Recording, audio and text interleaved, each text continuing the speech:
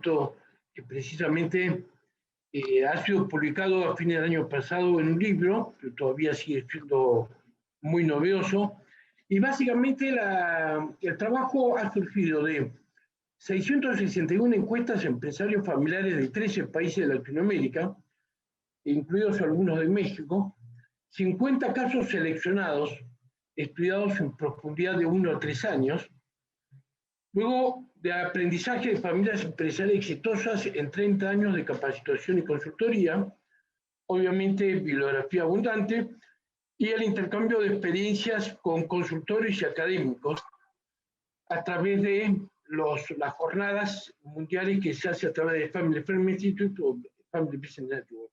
Y además, bueno, el aprendizaje de tantas familias empresarias que he tenido la dicha de poder aprender tanto de ellos.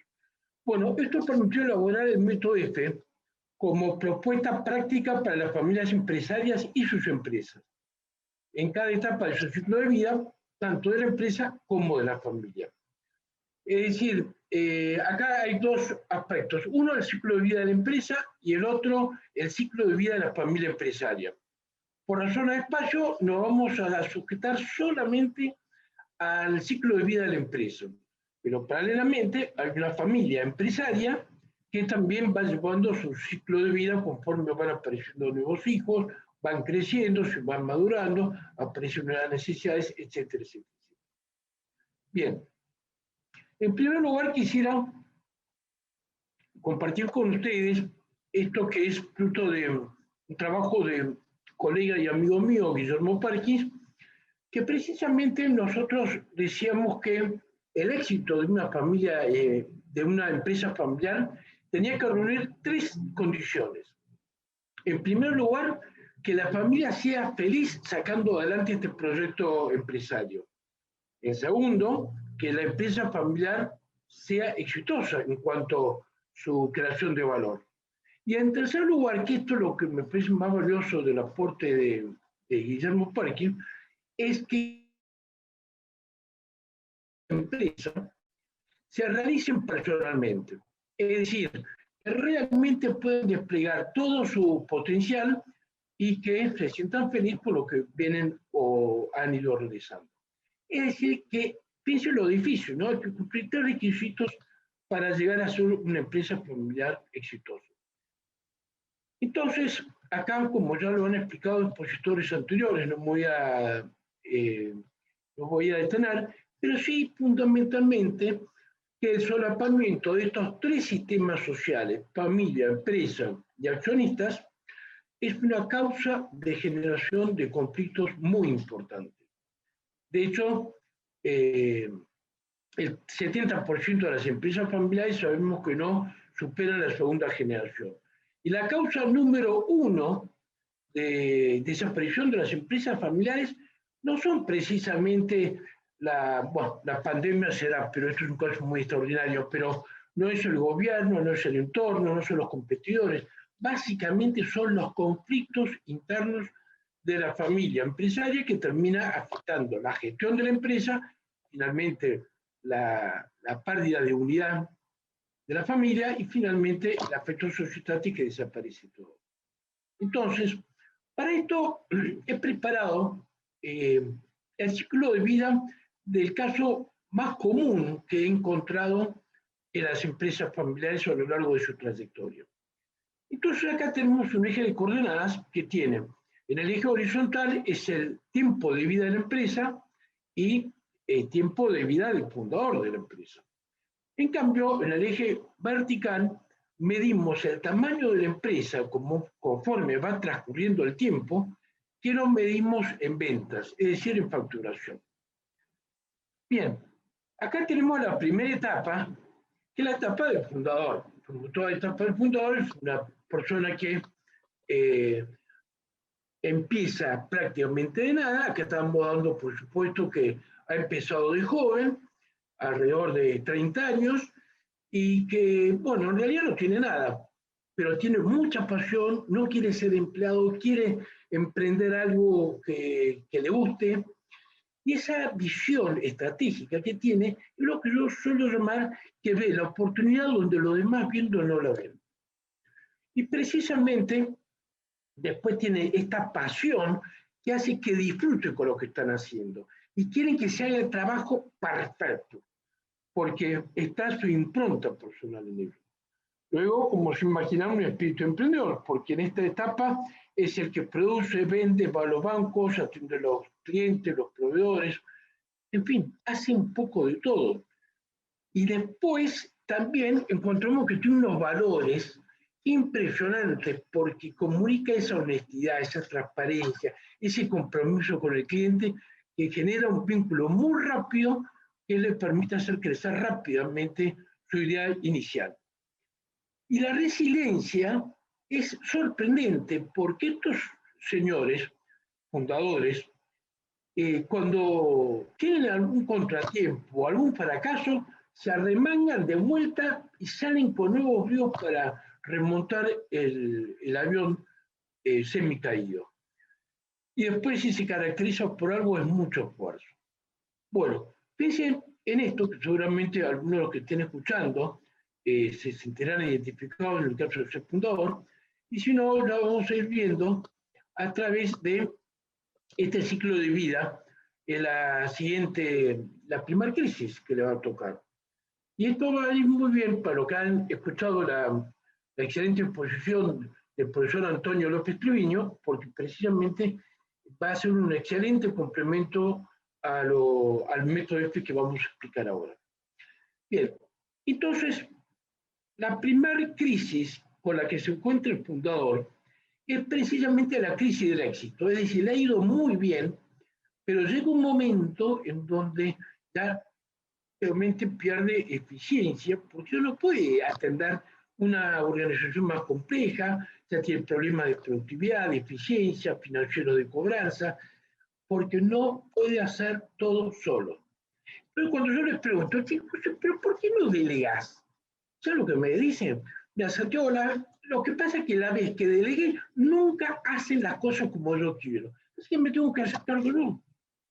De manera que lo más meritorio de todo esto es precisamente que, que es una persona, el fundador, que a su vez no le gusta controlar. Y como no le gusta controlar, pues le gusta emprender, hacer crecer el negocio, que sea reconocido, pone gente de confianza para controlar.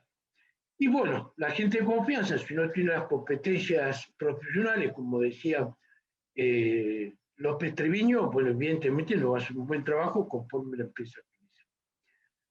Bien, pero veamos entonces cómo se sale de esta crisis. Y se sale precisamente por el crecimiento, por un cambio de liderazgo del fundador. Este crecimiento del cambio de liderazgo fundador precisamente viene dado por, en primer lugar, empezar a incorporar gente idónea en quienes puedan delegar algunas funciones operativas.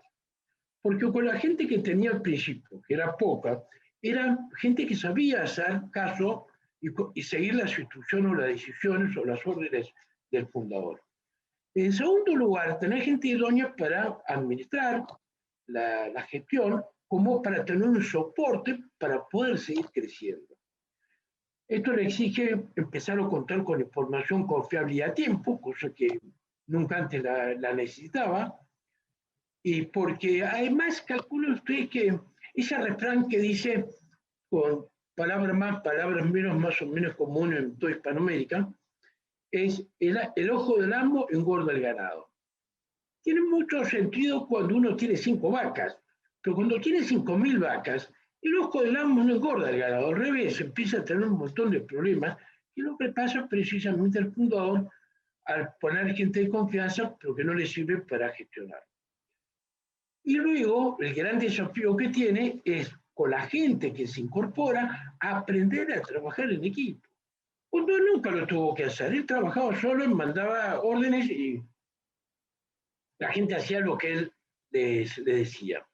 Pero fíjense, ahora tiene que aprender a coordinar el equipo, complementarse, comunicación, competencias laborales que las tengan, sino desarrollarlas, que generen compromiso, que esto se da de manera natural trabajando con el fundador, y una gran confianza en quien pueda delegar y sentir el compromiso de la gente. Es decir, desarrollar este sentido de pertenencia que la empresa familiar exitosa con naturalidad lo genera el fundador.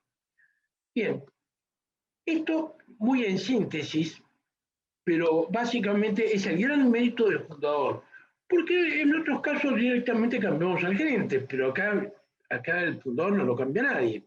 Pero sí, como es una persona inteligente, si quiere crecer, tiene que hacer un buen esfuerzo. Bien, acá van pasando los años, cuando nos queremos meter en la segunda etapa, y cuando pasan los años, imagínense acá, está el fundador entre los 55 y los 65 años. Es decir, o entre 50 y 60 años. Es decir, los hijos están entre los 25 y los 30 años, más o menos. Es decir, empiezan a salir del colegio, empiezan a salir de la universidad, los que hayan ido a la universidad. ¿Y qué es lo que sucede cuando un hijo ingresa a trabajar a la empresa de su papá o de su mamá, es decir, de sus padres? Y bueno, lo que es normal, ¿no? Precisamente es precisamente esta etapa que es la crisis, porque lo primero que quiere hacer un hijo cuando empieza a trabajar con papá o con mamá es lógico, quiere hacer cambios, quiere poner en práctica lo que ha aprendido en la escuela, lo que ha aprendido por las tecnologías, por lo que se ve en el mercado, por todas estas diferencias generacionales que hoy día, especialmente con esta pandemia, ha marcado tanto la diferencia generacional por los temas tecnológicos que se han acelerado enormemente con esta pandemia, y además porque aparece una nueva categoría de empleados. Y esta nueva categoría de empleados, ¿saben cuál es? El hijo del dueño. No te presentan el gerente administrativo, el encargado de las compras, no, te dicen, no, es el hijo del dueño. El hijo del dueño. Entonces, la verdad, uno da mucha pena, ¿no? Porque no tiene identidad propia. Tiene una identidad de hijo del dueño, es decir, que va sobreviviendo a la sombra del fundador. Por eso es tan importante, y eso que lo remarcaba Antonio López Triviño, y muy bien, que necesita precisamente para superar esta etapa, necesita por un lado que el punto de los hijos aprendan a trabajar en equipo. Porque los hijos cuando empiezan a proponer cambios, lo hacen como si fuese en la mesa familiar. En la mesa familiar que dicen, no, papá o mamá, esto no funciona, esto se hace de otra manera, esto es un desastre, esto no va más. Es decir, que en vez de valorar lo que han hecho sus padres con tanto esfuerzo y pasión, sienten que lo están criticando. Así que imagínense cómo reciben todos esos comentarios, y más sobre todo las personas que más quieren la vida, que es de sus hijos, precisamente. Bueno, entonces ahí en vez de complementarse, ahí se distancian y cada uno se queda en su trinchera y no agregan valor. Por eso es tan importante enseñarle a los hijos a saber vender sus propuestas, pero venderlas a partir de todo lo que han construido sus padres, fundadores, para que a partir de allí se complemente y enriquezca el trabajo intergeneracional y en equipo. Hoy día, con todos estos cambios tan acelerados que fue el trabajo de home office, bueno, evidentemente aceleró el trabajo intergeneracional en equipo con familiares, porque si no, se hundía el barco. Y esto ha sido muy positivo. En muchos casos han dejado la diferencia de lado y se han puesto a trabajar juntos para tratar de complementarse y sacar el barco a flote con las mejores tecnologías y la mejor creatividad y la experiencia y la expertise y la visión del fundador. Bien, y por otro lado, que aprendan a comunicarse y a aceptar autocrítica.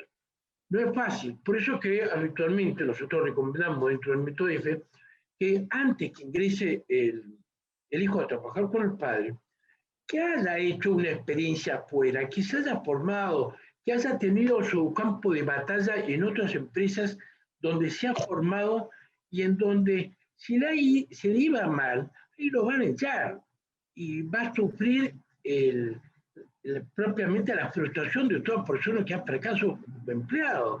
cambio, el hijo del dueño no lo echa nunca.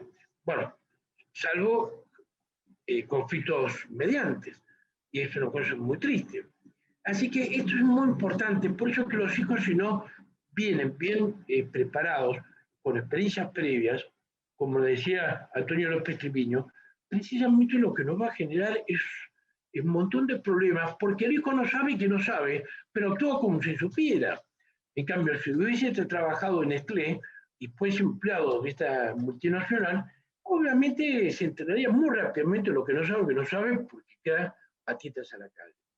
Entonces, hay que profesionalizar muy bien el proceso de ingreso de cada hijo, con funciones y objetivos claramente definidas, porque imagínense, cuando ingresan a trabajar el primer hijo, habitualmente lo más común es en la mesa familiar del sábado o domingo, el hijo que ha terminado, está terminando la universidad, le dice, papá, mamá, ahora estoy con más tiempo, me gustaría ir a trabajar en la empresa. Y fíjate qué maravillosa la pregunta que le suele hacer el dueño de la empresa. ¿Y qué te gustaría hacer? ¿Se imaginan un proceso de selección en Nestlé que venga el gerente de recursos humanos y que nos pregunte eso? Eso no existe. Entonces, precisamente entra en un proceso tan informal que no hay funciones claras, no hay objetivos, no hay desempeños claros acerca de si anda bien o anda mal. Y entonces hay una nebulosa que esto se va agravando con el paso del tiempo. Pero ¿qué pasa? Que a medida que esto se solucione, es decir, que hayamos transcurrido esto que acabamos de mencionar, el crecimiento por el aporte emprendedor de los hijos, cuando fundador y los hijos trabajan en equipo, es exponencial. A mí me ha tocado estar trabajando con empresas familiares que le han ganado batallas comerciales a multinacionales, precisamente por este vínculo que generaba el fundador con los clientes, que era un vínculo muy fuerte de honestidad, de compromiso, de lealtad, que la multinacional hoy día está ese gerente, mañana no está. Y el vínculo que sabe construirse la familia propietario por el prestigio que va adquiriendo en el sector es enorme. Ahora, después del ingreso del primer hijo, si hay más hijos interesados por ingresar, está el ingreso del segundo hijo, del tercero, del cuarto, en fin, los que vengan. Entonces ahí entramos en la tercera crisis. La tercera crisis de la etapa 3 es precisamente eh, por lo que vamos a ver a continuación. Las comparaciones entre hermanos son inevitables. Es decir, lo han sido cuando eran chicos, cuando vivían con sus padres, lo que veíamos cuando en Navidad abrían los regalos. Después de abrir tu regalo, ¿qué hacía el hijo? Y miraba lo que había recibido de sus hermanos. Y se notaba que hubiese alguna diferencia. Mami, a, a María le trajeron 3 regalos, a mí me trajeron uno solo. No, mi amor, pero tú eres más importante. Mami, ¿no me lo vas a dar a los otros dos? En fin, no entienden esas cosas los chicos de esa edad. Pero bueno, las comparaciones son inevitables y además tienen una memoria, no memoria RAM, precisamente una memoria para recordar las diferencias que ha recibido un hermano respecto de uno, que se la van a remarcar de por vida, y cuando sean adultos, jóvenes adultos, ahí la cosa se hace mucho más difícil. Imagínense las diferentes percepciones sobre quiénes aportan más en la empresa. Y bueno, ahí ustedes saben lo difícil que es esto, porque el que está en la parte comercial, tal vez más sobre todo en productos, si pues más bien de lujo, bueno, se manda una vida que puede ser interpretada por sus hermanos como la gran vida. Buenos hoteles, restaurantes de lujo, buena vida, aparentemente. En cambio, los hermanos que se encuentran trabajando tal vez en tareas más tediosas para vistas del punto de vista del común de la gente, en la producción, la parte logística, la parte administrativa, en la financiera, tal vez están viendo esto y se manda la mejor vida y nosotros que dejamos la vida acá de sol a sol, ganamos lo mismo que él. Y bueno, estas comparaciones son inevitables, que como decía mi mentor, el doctor Abelardo Pitó, los problemas éticos son muy difíciles de resolver en las empresas familiares, porque qué es justo para uno es injusto para el otro, y así a la inversa. Entonces, evidentemente que tanto el comercial que dice, si no fuese por mí, mis hermanos no tendrían trabajo, y los hermanos que se dejan las pestañas en el trabajo, en la empresa, piensan que este se da la gran vida gracias al gran sacrificio que hacen. Bueno, y ahí entran los conflictos de intereses, pero evidentemente mientras esté el fundador o la fundadora, sabemos que los conflictos no se resuelven, pero al menos se les pone un fin.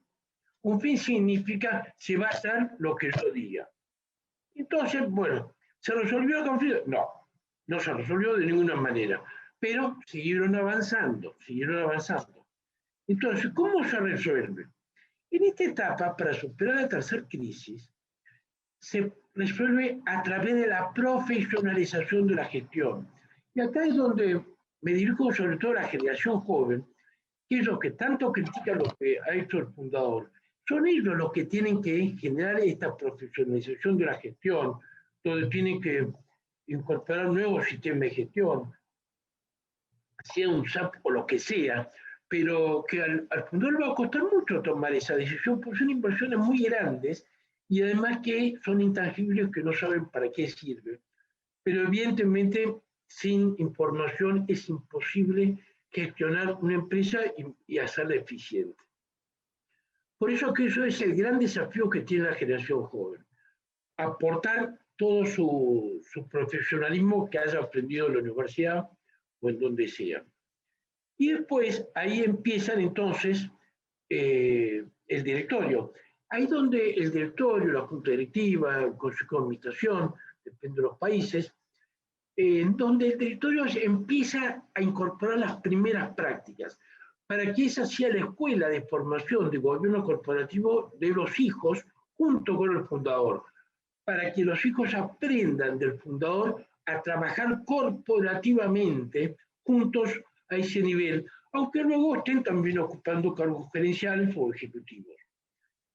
Y para esto, ahí sí que hace falta incorporar mejores prácticas. Mejores prácticas para manejar reuniones, cómo hacer las reuniones, la agenda, el orden, los tiempos, la escucha activa, la discusión constructiva y sobre todo aprender a resolver conflictos. Y este es el tema de mi penúltimo libro, porque es el talón de Aquiles de las empresas familiares. Cuanto más unidas son las familias, más difícil es para ellos abordar los conflictos. Porque como tiene un legado tan grande, afectivo, que tienen temor que el remedio sea peor que la enfermedad. Es decir, que si toco este tema, tengo miedo que mi hermano se lo tome a mal y que hagan un escándalo que termine rompiendo la unidad de esta maravillosa familia. Y además están siempre las madres que de algún modo tratan de que no se toquen los temas escabrosos, precisamente por este mismo temor, ¿no?, de la desunión. Entonces los conflictos no se abordan, pero no se sabe cómo resolverlos. Y ese es el problema que tiene la empresa familiar y por eso con mi equipo nos abocamos, en el 2014 se publicó El secreto para resolver conflictos en la empresa familiar, que es una gran ayuda por las herramientas, instrumentos que ahí pretendemos aportar. Bueno, y por primera vez empezamos a hablar de plan estratégico, es decir, esa estrategia que el fundador la tiene acá en la cabeza, a compartirla, pues una escuela de enseñanza, de aprendizaje para la generación joven y para el resto de la organización. Y es cuando en realidad ahí se empieza a ver quienes se van vislumbrando como posibles sucesores del fundador. Que tal vez no haya ninguno. Bueno, también es importante tener ese dato para saber de salir a buscarlo en el mercado. Bien, entonces, para hacerlo de forma muy resumida, esta es la forma de superar la tercera crisis. Bien, entonces, ¿qué es lo que dijimos acá? Crecimiento por profesionalización de la gestión. Bueno, la empresa sigue creciendo, El fundador ahora está entre los 75 y los 85 años, además todos sabemos que la esperanza media de vida, gracias a Dios y a la ciencia, se ha extendido mucho, así que ahora es bastante común encontrar que los fundadores vean ingresar a sus nietos a la empresa. Pero cuando entran los nietos, también hay otro conflicto, que es esta crisis, porque los padres de los nietos son precisamente los hijos del fundador. Y cuando le preguntas al hijo del fundador, que a veces incluso ya los han empoderado hasta como socio, el fundador, y cuando le preguntas a uno de ellos, ¿a quién despedirías primero si tuviese un mal desempeño? ¿A un hijo tuyo o a tu sobrino? No, obvio, a mi sobrino. Pero vos sabés que tu hermano piensa exactamente igual que vos, es el que quiere echar primero a tu hijo. Bueno, es decir, ahora empieza otra batalla que si no hay buena comunicación y un protocolo familiar que se fuese haciendo de a poco a través de reglas claras, acá también interviene por primera vez, ese es importante, ¿no? Las opiniones de las madres, especialmente en el caso de si la madre no está trabajando en la empresa. Porque la madre, cuando ve que su hijo no tiene un buen desempeño,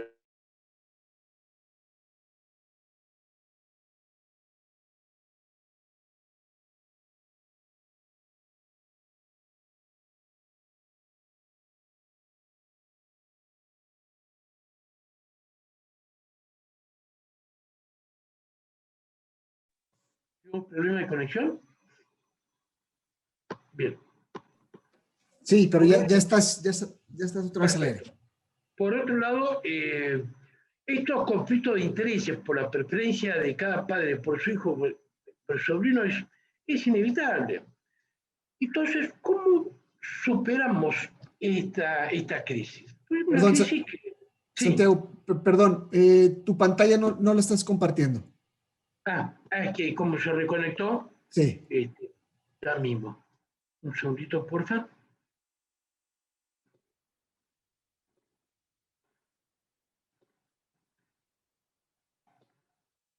Un segundito.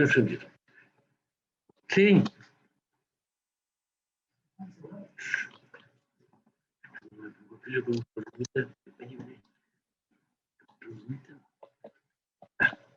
Ahí está.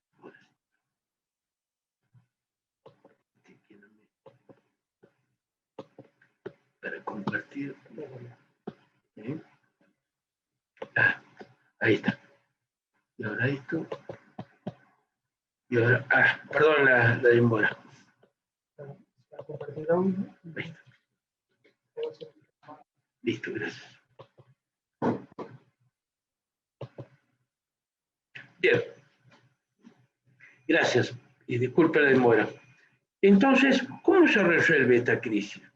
Y precisamente empezar a marcar muy bien la cancha a través de los desempeños de los familiares.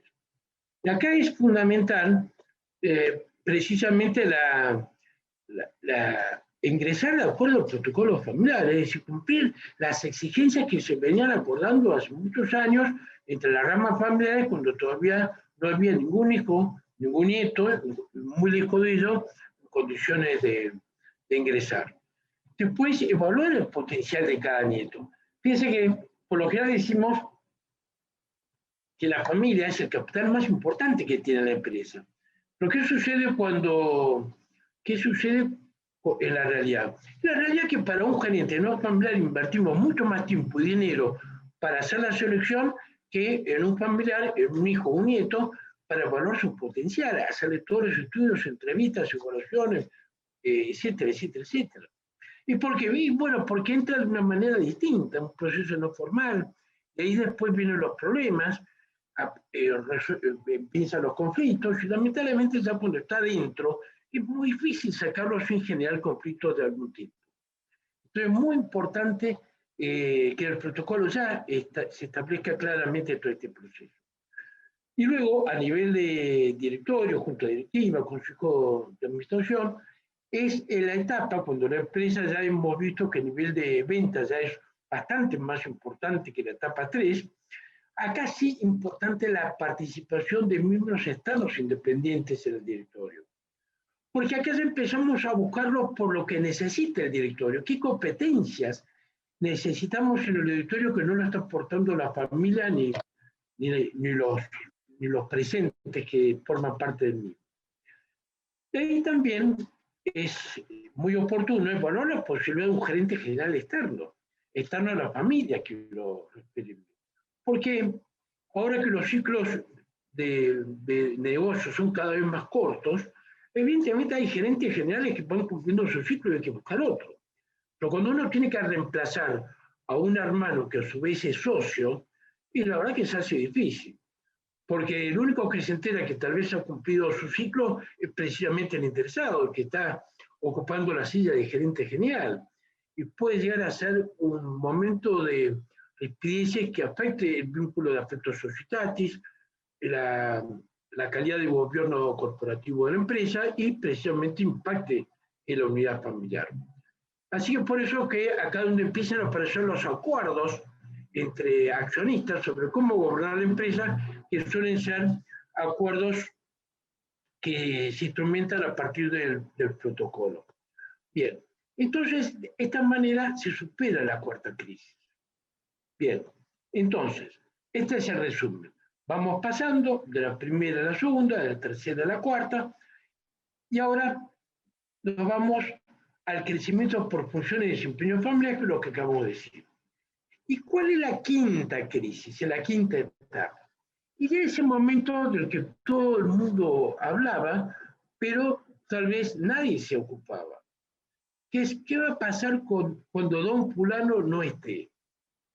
Y bueno, y ahí empiezan algunas preguntas. ¿La empresa seguirá siendo exitosa? Y esto no se lo preguntan los bancos solamente. Se lo preguntan también los empleados, si van a tener futuro en esta empresa, tienen que salir a buscar trabajo a otro lado. O los clientes, sobre todo cuando son clientes que tienen una participación importante en las ventas de la empresa, o los proveedores que también son proveedores estratégicos. Y la familia se planteará, ¿seremos capaces para la continuidad? ¿Nos entendremos entre los hermanos y socios? ¿Y qué pasará cuando no nos pongamos de acuerdo? Es decir, pero todo esto hay que plantearlo precisamente en vida del fundador y bastante antes incluso de que ingresen los nietos. Porque el protocolo se va elaborando y se va enriqueciendo a lo largo de la vida de la empresa y de la familia. Entonces, para superar esta crisis, la única forma que en general concibo es el crecimiento por gobierno corporativo profesional, con externos e independientes. Es decir, que tiene que haberse implementado este protocolo de gobierno corporativo en vida del fundador para que cuando se produzca la crisis ya puedan generar los beneficios de estar institucionalizada la empresa. Es decir, ya la empresa no depende de un fundador exitoso, sino ya depende de una empresa que tiene un directorio que funciona muy bien y que las direcciones se toman colegiadamente en el directorio y ha dejado de depender de la decisión de una sola persona. Entonces, el problema es cuando se elige el sucesor, porque ese es el gran dificultad, la puja de poder. No puede haber más de un presidente o que se estén compartiendo los rotativamente, porque alguna vez funcionó, pero en general no es una buena escuela. El sucesor que se ha elegido, que lo ideal sería que se han elegido entre los hermanos, de manera que no sea el sucesor que tenga que elegir a dedo, porque el día que no esté el sucesor y si los demás hermanos han quedado disconformes con esa decisión, lamentablemente viene la batalla campal. Es decir, todos aquellos conflictos que el fundador o la fundadora fueron tapando a lo largo de su vida y que fueron acumulándose debajo de la alfombra, ahora explotan, pero con un poder destructivo tremendo, tremendo. Por eso que el candidato a sucesor, lo ideal sería que surja de consenso entre los hermanos y socios, precisamente porque ellos vean quién es el mejor, más adecuado para liderar la empresa en el ciclo de vida en el que están transitando de acuerdo al negocio, al mercado, a la posición competitiva que tienen y a la que quieren lograr. Entonces ahí las mejores prácticas de gobierno ya son indispensables. Y hay que aprender a separar los roles de accionista, de directorio, de gerencia general, gerente y familia, que muy bien lo decía Antonio López Triviño cuando hablaba sobre los derechos y obligaciones de los familiares accionistas. Y después, evaluar el desempeño del directorio es muy importante porque, en definitiva, va a haber que hacer los recambios que correspondan cuando no funcionen algunos miembros, precisamente para ir fortaleciendo el directorio como órgano de gobierno y separar los roles respecto de la gerencia general. El gran problema es cuando el gerente general a su vez está en el directorio y a su vez es uno de los accionistas. Porque lo peor de todo es que incluso el gerente general a veces tiene un hermano y socio que a su vez también está en un cargo gerencial. Es decir, que lo tiene como subordinado y ahí vemos todos los conflictos de intereses que tenemos, porque accionista, directorio, gerente general y gerente operativo están prácticamente en todos los niveles. Y eso es inviable. Es decir, los conflictos de intereses en algún momento van a explotar. Y sí, es clave, que también lo remarcaba Antonio López Triviño, es la transparencia para rendir cuentas. Incluso a tía Carlota, es decir, esa tía que llaman los nietos, a la tía Carlota, que en definitiva se llama de casa, ha sido mamá o es abuela, y nunca ha participado de la empresa. Entonces hay que rendirle cuenta también a tía Carlota, porque el día que ande mal la empresa, tía Carlota le va a decir, a mí no me consultaron. Y bueno, pero es obligación del directorio de consultarle a tía Carlota si no está en el directorio, son los accionistas principales, y si está en el directorio con mayor razón o que no participe, solo figure nominalmente. Entonces, acá viene tan importante el momento en que los familiares que están en funciones ejecutivas, gerenciales, tal vez sea el momento de pasar a funciones full-time a nivel de directorio, a nivel de consejo de administración o part-time, pero empezar a trabajar sobre el crecimiento de la empresa, corporativamente, salir del día a día para estar full-time acerca de cómo vamos a hacer crecer la empresa. Entonces, obviamente, esto es muy fácil de decirlo, es un proceso sumamente complejo, y acá entonces la empresa continúa creciendo.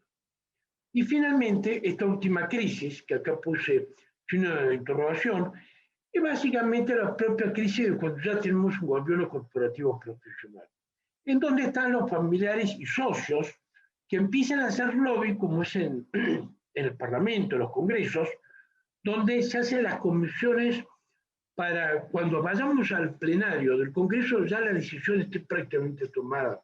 Es decir, que ya he hablado con el gerente general para que apoye nuestra propuesta, ya tengo 3 miembros del directorio que van a aprobar nuestra propuesta, y cuando vamos a la reunión de directorio ya prácticamente sabemos que los votos los tenemos asegurados.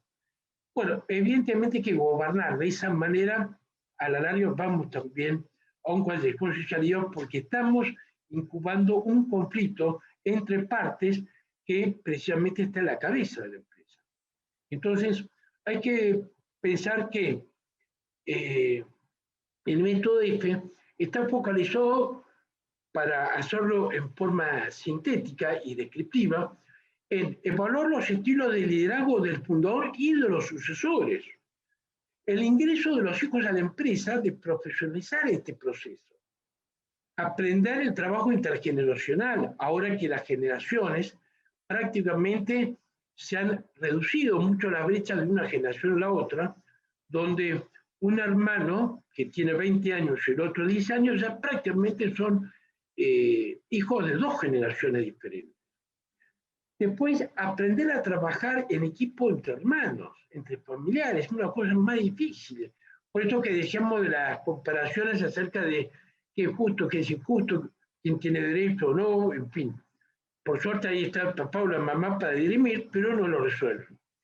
Y en cómo lograr las mejores prácticas para comunicación y resolución de conflictos, que como le decía antes, es el talón de Aquiles de las empresas familiares. Y lamentablemente, me dicen muchas veces, somos tan unidos, Santiago, que nunca vamos a tener una diferencia por la unidad de la familia. Y bueno, si no van a tener una diferencia, van a fundir la empresa por la unidad de la familia. Y van a ver cuando se funda la empresa, se van a empezar a echar culpas unos a otros, acerca de quién fue el responsable de eso. Y de acaban con todo. Luego, las mejores prácticas de la profesionalización a través de las normas de gobierno corporativo de la empresa y paralelamente las mejores prácticas para el gobierno de la familia empresaria, que precisamente eso se rige por el protocolo familiar también, y que es la función del Consejo de Familia o Consejo Familiar, que tiene la responsabilidad de elaborar el protocolo y luego de juzgar acerca de la ejecución clara y transparente de ese protocolo.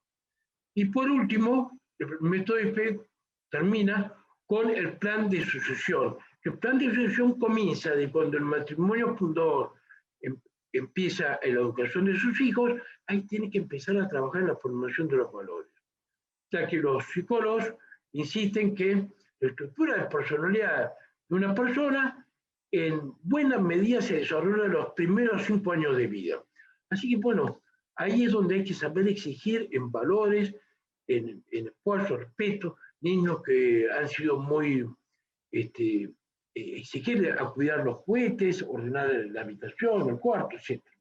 En fin, saberlos formar. Y bueno, y muchas gracias, y ahí le dejo mis datos si alguien quisiera alguna explicación, o el libro está en formato ebook y en formato papel, así se puede conseguir en Amazon o donde quiera. Bien, muchas gracias Andrés, muchas gracias Fernando, y los felicito por esta impresionante convocatoria en beneficio de las empresas familiares de Iberoamérica. Es gigantesco lo que han hecho. Los felicito. Muchas gracias, Santiago. La verdad que siempre un agrado escucharte, y con tu experiencia en esto debe ser de los que más experiencia en años tienen. No te quiero decir que estás viejo, pero tienes más experiencia en años de la mayor cantidad de personas que han participado en esta maratón. Así que además tiene buena resistencia, lo cual es muy importante. Muchas gracias, Andrés. El método F que nos acaba de exponer, bueno, realmente ordena muchas de las cosas que hemos escuchado durante esta semana. Hemos tenido expositores realmente todos de nivel mundial, y cada uno ha tomado algún aspecto. Yo creo que acá tú tomas un porcentaje muy, muy relevante de todo lo que hemos escuchado y lo pones en orden para poder guiarnos a todas las familias empresarias, y que de alguna manera esto nos ayude a sobrevivir a estos pasos de una generación a otra que por supuesto no son fáciles, y que, como tú bien sabes, muchas familias fracasan en el intento. Así que por lo menos hay que intentarlo, y si uno tiene una guía como la que tú nos estás mostrando, se hace más fácil. Yo lo que siempre digo, que hay muchas cosas que están escritas que nos ayudan, pero la importancia que yo le doy a los consultores es primordial, porque muchas veces a lo mejor uno toma el libro, tu mismo libro, lo lee y lo encuentra que tiene sentido, pero si no hay alguien que te vaya llevando un poco de la mano y te vaya marcando el ritmo, el paso, de repente uno flojea, o el día a día, la urgencia te quita del rumbo, y finalmente te pierdes, no lo haces. Sí. Así que no, felicitaciones, estuvo muy entretenido. Le dejo la palabra a Fernando acá, que nos va guiando siempre en estas reuniones. Perdón, Fernando, gracias Andrés. Por cierto, me había olvidado decir, para que traten de mirar el ciclo de vida, identifíquense en qué etapa se encuentra su empresa familiar, porque de esa manera ya sabe qué crisis es la que se avecina. Y entonces uno se va preparando para que esa crisis no sea tal, y la pueden superar sin demasiado sobresalto. Bien, eso nada más que me había omitido decir. No, Santiago, muchísimas gracias por tu exposición muy completa, y esto que acabas de decir hace muchísimo sentido, porque estás estableciendo un ciclo en el cual, acompañando a la vida de la familia, te vas a ir encontrando en cada una de la etapa de la empresa. Entonces, como tú bien dices, hay que prevenir, hay que preparar, pero esto significa muchísimo trabajo y muchísima disciplina, y es quizá ahí donde nos falta un poquito, ¿no? Y sí, por eso hace falta un trabajo interdisciplinario, y de ahí que mi mentor haya sido un psicólogo, sociólogo y filósofo, para poder entender en el campo de la administración precisamente la complejidad. Y en mi equipo trabaja una psicóloga de hace muchos años que es brillante y que mañana va a exponer precisamente sobre el tema de resolución de conflictos que va a estar acá con ella. Muy bien, invitamos a los espectadores que nos están acompañando. Si tienen cualquier pregunta, aquí ya tengo la primera. Y nos dice, una empresa de 2 familias con diferentes raíces que se encuentran en una situación de diferencias irreconciliables, ¿cómo pueden solucionar el conflicto? Bueno, es una muy buena pregunta. Aquí hay que hacer esta salvedad. Cuando el conflicto es sobre distintas percepciones acerca del futuro de la empresa o toma de decisiones, o cuando ya se convierte en una rivalidad emocional de poder, luchas de poder. Cuando se convierte en lucha de poder y no lucha objetiva de decisiones con argumentos profesionales y sólidos, ahí lamentablemente se hace mucho más difícil, porque que se le dé la razón a mi socio o no se la dé, yo ya estoy sumamente dolido por esta lucha de poder. La lucha de poder es una lucha emocional, que no tiene razones, sino que se dispara como consecuencia de comportamientos y que por eso se hace tan complejo. Precisamente mañana va a hablar Sabrina Tope sobre cuando el núcleo del conflicto es emocional, cómo resolverlo. Y es el caso de la mayoría de las empresas familiares, y en este caso de 2 socios que han llegado a un momento donde están confrontando y se llevan bastante mal entre ellos. Mañana entonces no nos podemos perder la plática de tu socia. Déjame, es a las 12 del día de México. Correcto. ¿Cómo resolver los conflictos en la empresa familiar? De Sabrina Inchauspe. Inchauspe. Ella es psicóloga, trabaja 11 años conmigo, así que muy experta, tiene muchos posgrados, así que sé que le jugo, y es bastante más joven que yo, así que tiene una mirada femenina, psicológica, y además de gente mucho más joven, es decir, de la edad de los hijos, así que es un complemento ideal. No, buenísimo. Como te decía, yo encontré muy interesante el método porque aclaras perfectamente en qué etapa va a brincar cualquier problema. Y el gobierno corporativo quizá es donde que recomiendas para las últimas etapas, es quizá lo que el empresario lo ve más complicado, ¿no? Como que le tenemos un poquito de miedo, lo vemos como muy lejano, como algo para las empresas que cotizan en bolsa. Pero en tu experiencia, ¿cómo lo has podido aplicar en las empresas familiares y qué beneficios prácticos le encuentras? Bueno, es muy interesante tu pregunta porque sin duda es un tema cultural respecto al fundador, ¿no? En primer lugar, le tiene un poco de temor al principal fundador por invitar, acá cuando hablamos de externos independientes, es que no formen parte de la organización, es decir, que no sean empleados, ni el abogado, ni cliente, ni proveedor. Entonces sí, que asitan como asesores externos, independientes, a las reuniones de directorio, es decir, que legalmente no estén nombrados porque está ese temor del poder legal que les puede llegar a ser en caso de pelearse con uno de sus miembros externos.